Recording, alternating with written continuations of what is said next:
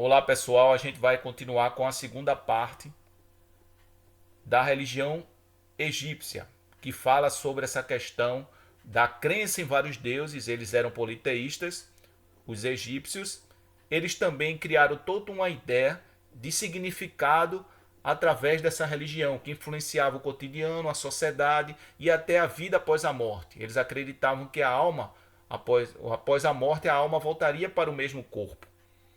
E o faraó, como poder maior, que tinha nessa ideia também do chefe religioso, não só o chefe militar e político, também tinha uma ideia também de ostentar o seu poder através das construções, principalmente a pirâmide. E ele seria, né, depois da morte, ele ficaria dentro dessa pirâmide, dentro de um sarcófago que era uma espécie de caixão, que a gente vai ver com mais detalhes nessa aula. A respeito da religião, no início, o que é que a gente pode ver? A religião foi muito importante no Estado egípcio, pois o faraó era considerado um deus, um rei-deus, no sentido que ele tinha o poder, não só o poder político, mas o poder religioso. A sociedade egípcia via o faraó como um deus vivo, um deus na terra, como se ele fosse protegido pelos deuses, que a gente vai ver também essa ideia sendo colocada através de representações, por exemplo, através de esculturas. Aí continuando o texto. Os egípcios eram politeístas, ou seja, acreditavam em vários deuses, representados em formas humana e animal. Os egípcios acreditavam que após a morte, a alma era enviada ao reino dos mortos, depois de julgada no tribunal de Osíris, que era um deus. Ela voltaria ao mesmo corpo para uma nova vida, para o corpo se conservar e poder voltar a abrigar a alma. Os egípcios aperfeiçoaram a técnica de mumificação dos cadáveres. Então era necessário fazer esse processo de mumificação porque eles acreditavam que após a morte a alma voltaria para o mesmo corpo. A mumificação era reservada apenas aos mortos das famílias mais ricas, pois era muito caro o processo. Sua prática, controlada pelos sacerdotes, permitia aos egípcios desenvolver o conhecimento da anatomia humana. Isso favoreceu o avanço da medicina e o surgimento de especialistas em várias áreas: fraturas, doenças do estômago e do coração. Os egípcios chegaram até a realizar cirurgias cranianas com sucesso. Aí, a primeira representação inicial das construções, onde justamente após a morte o faraó ficava dentro.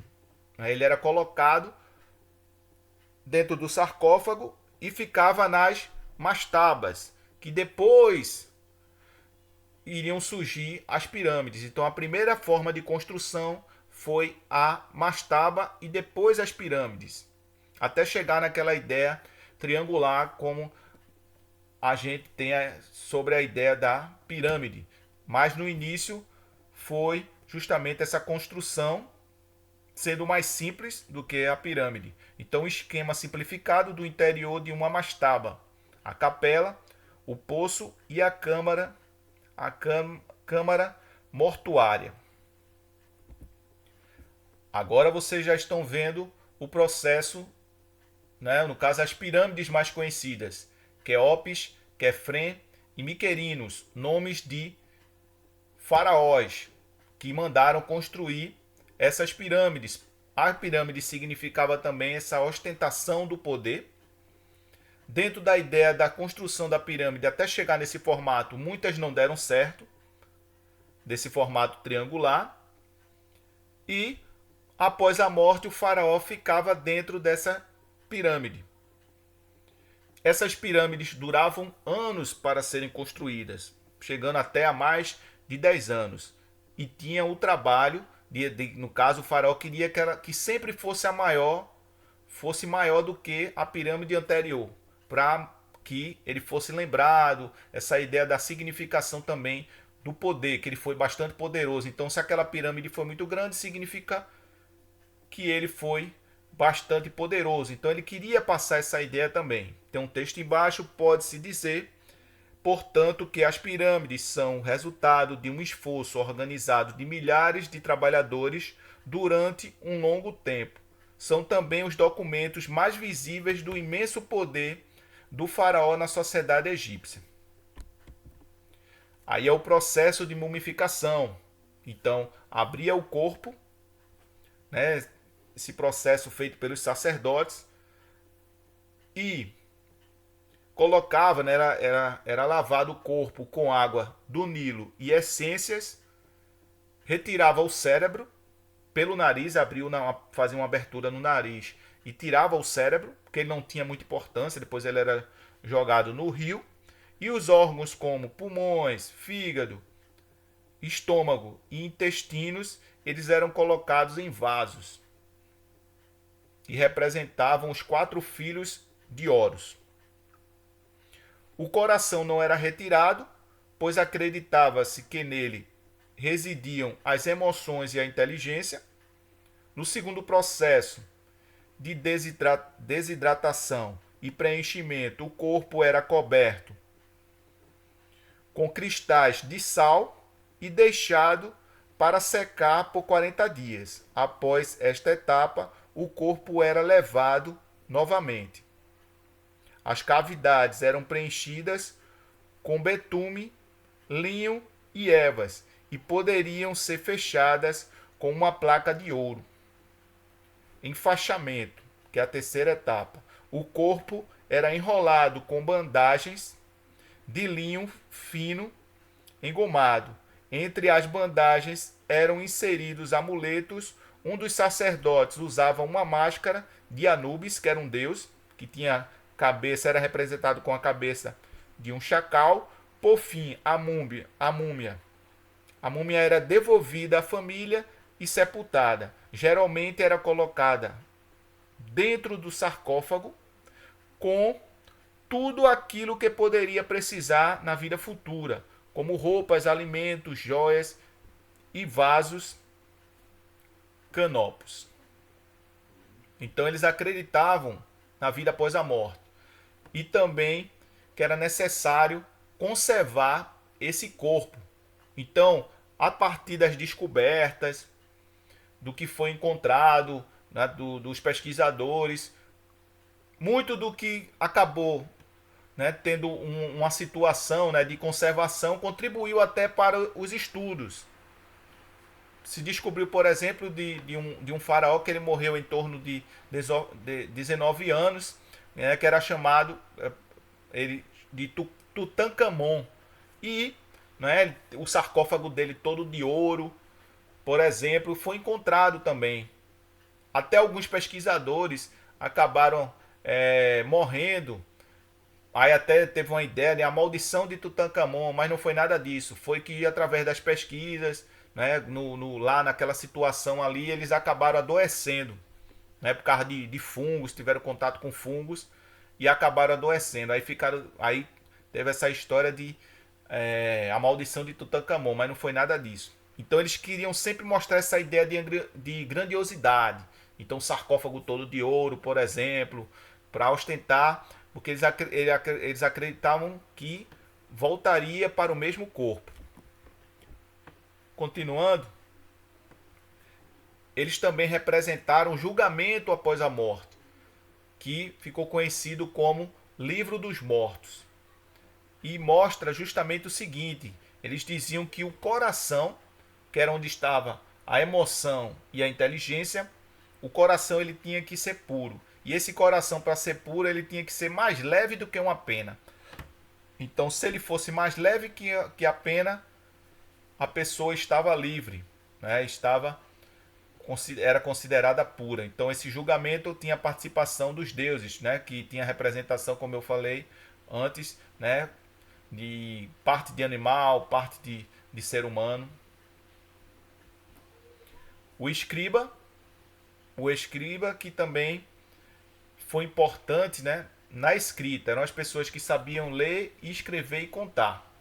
Então eles contabilizavam toda essa questão dos impostos, da contribuição dos impostos para o Estado. Então faziam parte de um grupo privilegiado.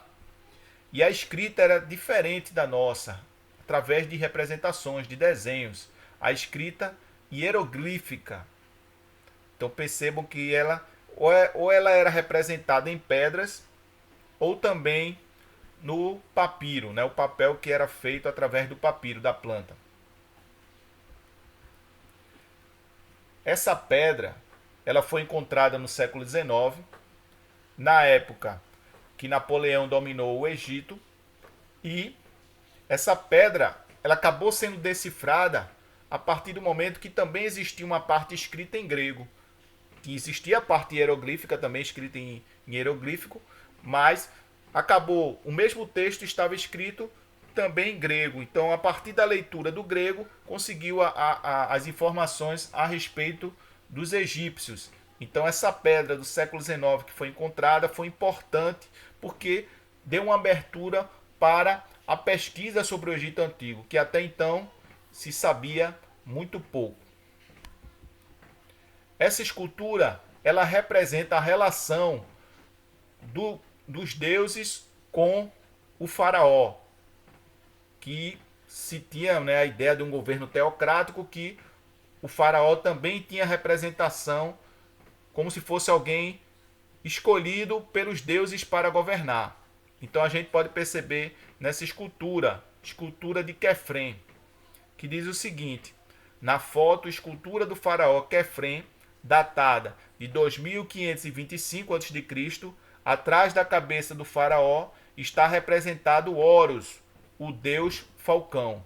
De acordo com a mitologia egípcia, o deus falcão era o patrono e protetor do faraó, aquele que inspirava e legitimava o poder real.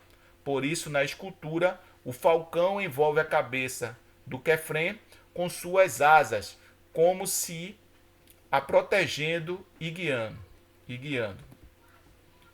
Templos religiosos, sempre também passando essa ideia de grandiosidade, como vocês podem observar. O primeiro e o segundo. O primeiro para o faraó Ramsés II e o segundo, templo da rainha Nefertari. Então, percebam a grandiosidade. Olha o tamanho do templo e o tamanho das pessoas. Isso durava anos para ser feito. E eles faziam utilizando pedras, encaixando uma nas outras. Então era um processo bastante detalhista, uma grandiosidade muito grande. E até hoje existem por causa do material, a pedra que era o material utilizado. Tem um povo que uma civilização que surgiu nesse mesmo período, que é a civilização mesopotâmica, que grande parte das construções da Mesopotâmia não existem. Não existem essas construções mais. Né? Então por quê? Porque o material que eles utilizavam não era a argila, o tijolo de argila. Aí não, era a pedra. Então acabou se mantendo até hoje, por causa da utilização da pedra nas construções. Outros elementos foram importantes e acabaram contribuindo. Né? A gente pode destacar também a questão da construção dos templos na engenharia, mas também teve o avanço, né? O estudo, claro, de forma rudimentar, mas a astronomia.